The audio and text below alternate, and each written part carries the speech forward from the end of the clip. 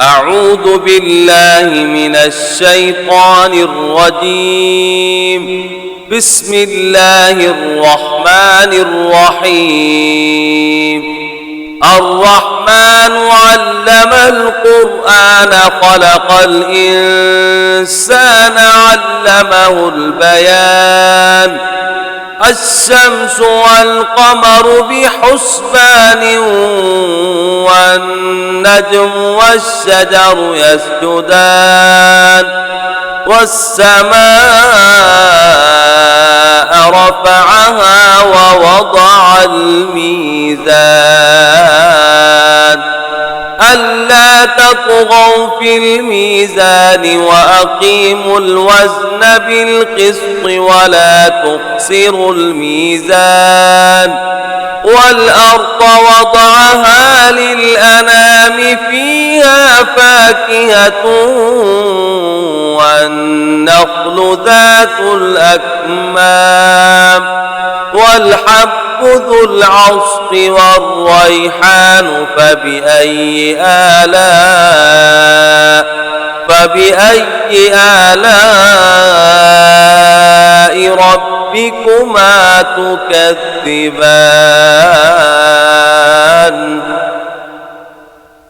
خلق الإنسان من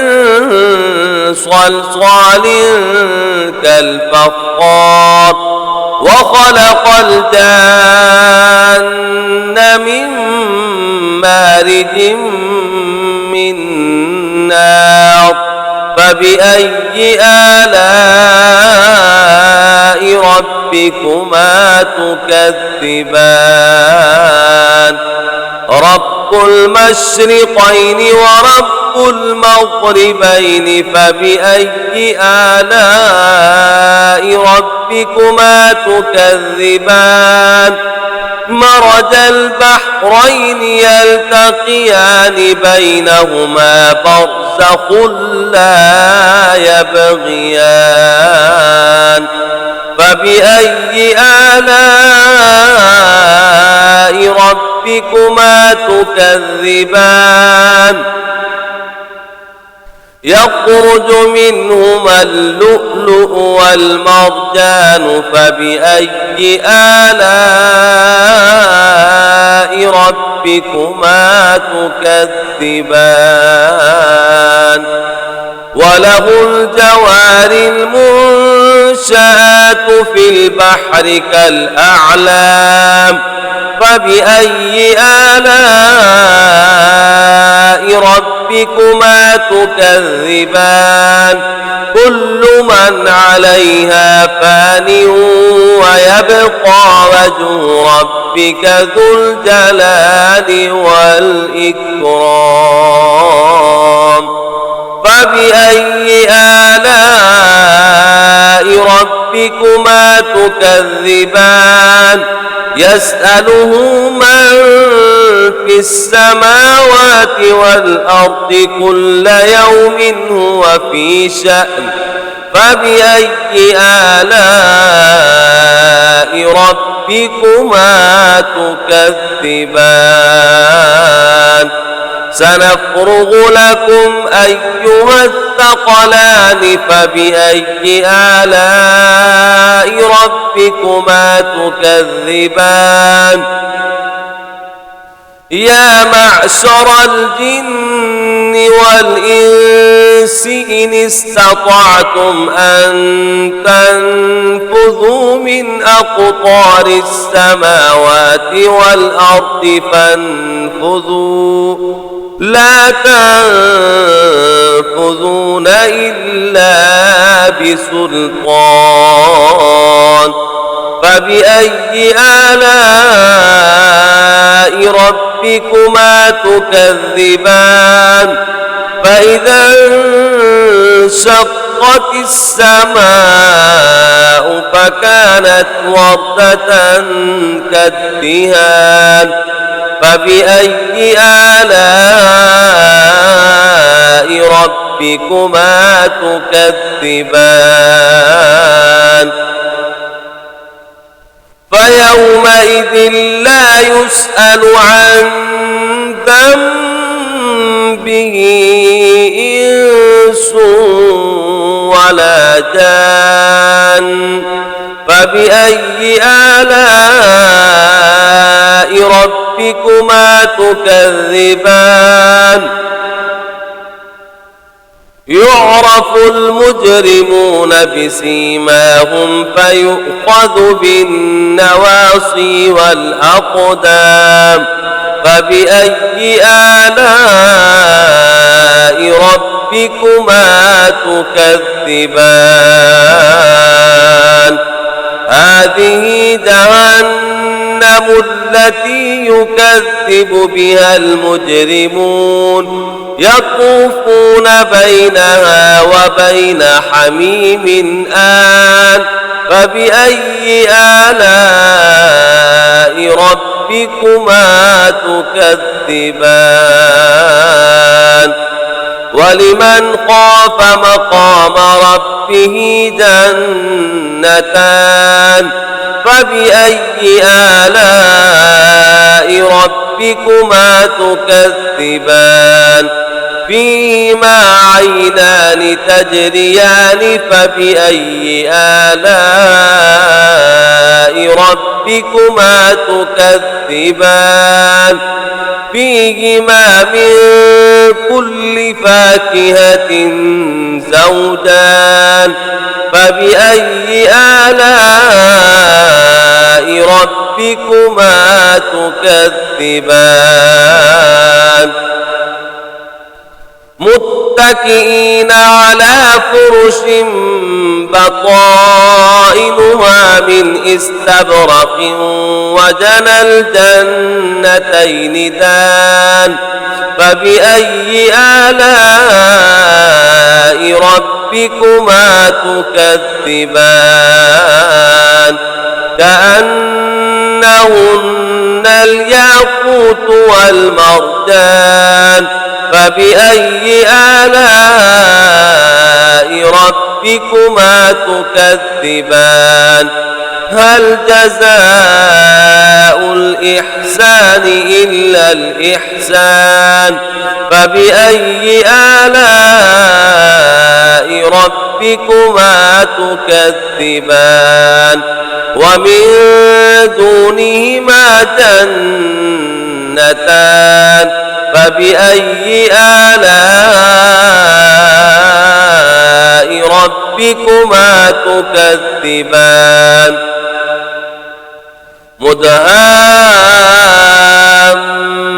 مدهامتان فبأي آلاء ربكما تكذبان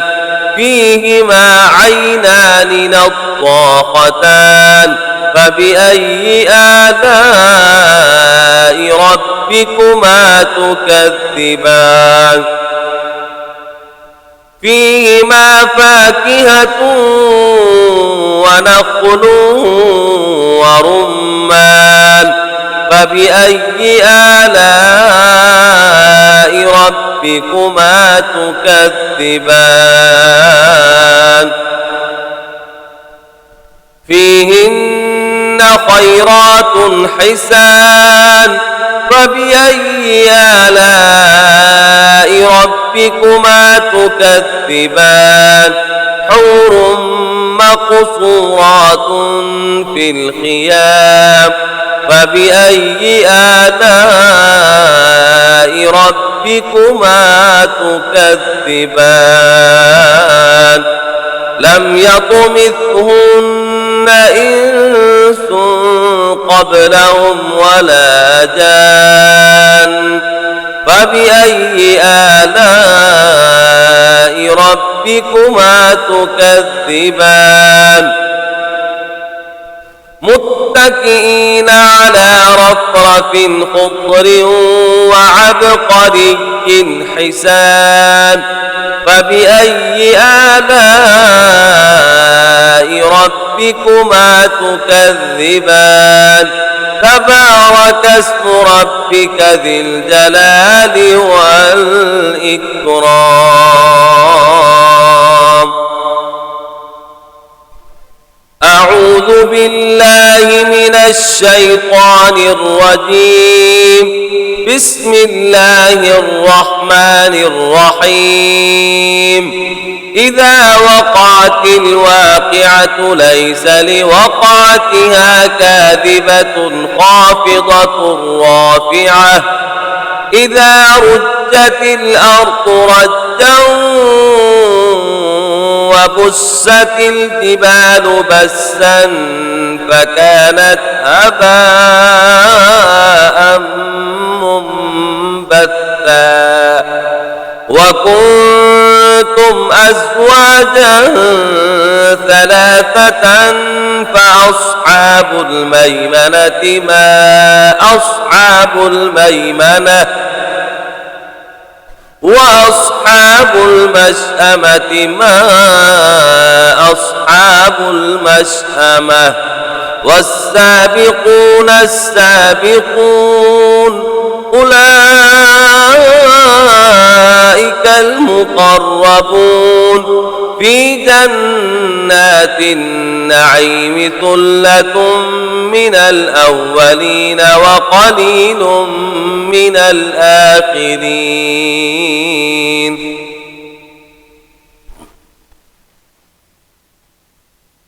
على سرر موضونة متكئين عليها متقابلين يطوف عليهم ولدان مخلدون بأكواب وأباريق وكأس من معين لا يصدعون عنها ولا ينزفون وفاكهة مما يتخيرون ولحم طير مما يشتهون وحور عين كأمثال اللؤلؤ المكنون جزاء بما كانوا يعملون لا يسمعون فيها لغوا ولا تأثيما إلا قيلا سلاما سلاما وأصحاب اليمين ما أصحاب اليمين في سدر مخضود وطلح منضود وظل ممدود وماء مسكوب وفاكهة كثيرة لا مقطوعة ولا ممنوعة وفرش مرفوعة إنا أنشأناهن إن شاء فجعلناهن أبكارا عربا أترابا لأصحاب اليمين ثلة من الأولين وثلة من الآخرين وأصحاب الشمال ما أصحاب الشمال في سموم وحميم وظل من يحموم لا بارد ولا كريم إنهم كانوا قبل ذلك مترفين وكانوا يصرون على الحنث العظيم وكانوا يقولون أئذا متنا وكنا ترابا وعظاما أئنا لمبعوثون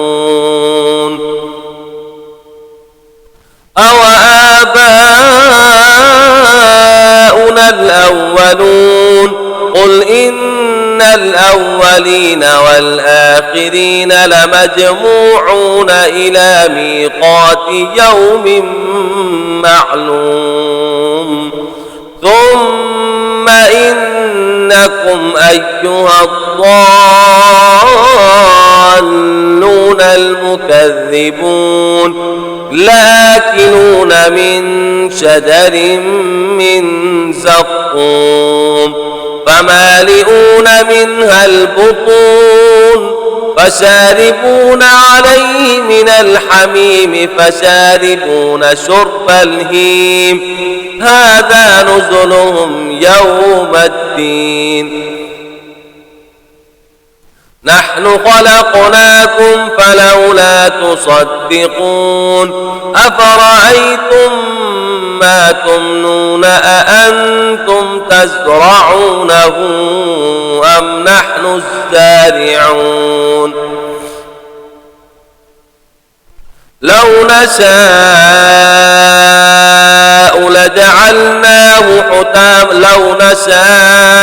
لجعلناه حطاما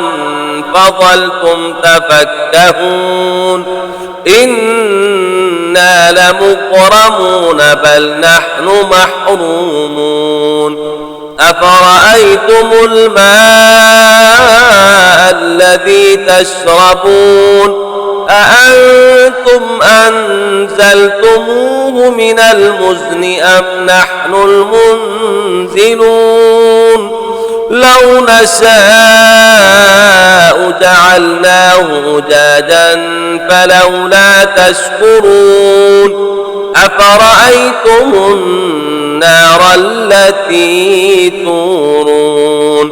أأنتم أنشأتم شجرتها أم نحن المنشئون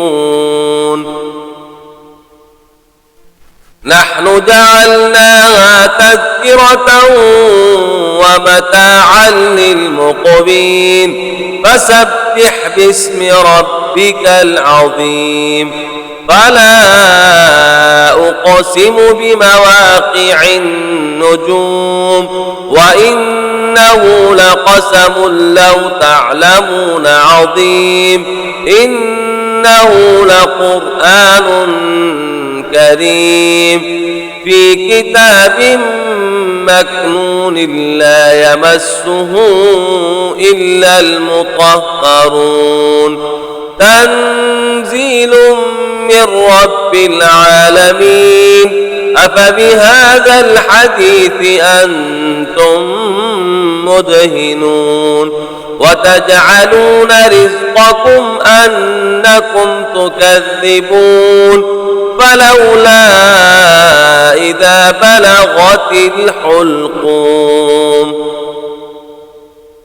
وأنتم حينئذ تنظرون ونحن أقرب إليه منكم ولكن لا تبصرون فلولا إن كنتم غير مدينين ترجعونها إن كنتم صادقين فأما إن كان من المقربين فروح وريحان وجنة نعيم وأما إن كان من أصحاب اليمين فسلام لك من أصحاب اليمين وأما إن كان من المكذبين الضالين فنزل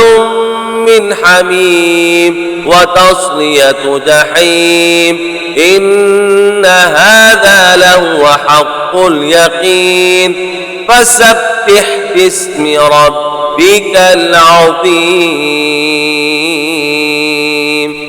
آمنت بالله صدق الله العظيم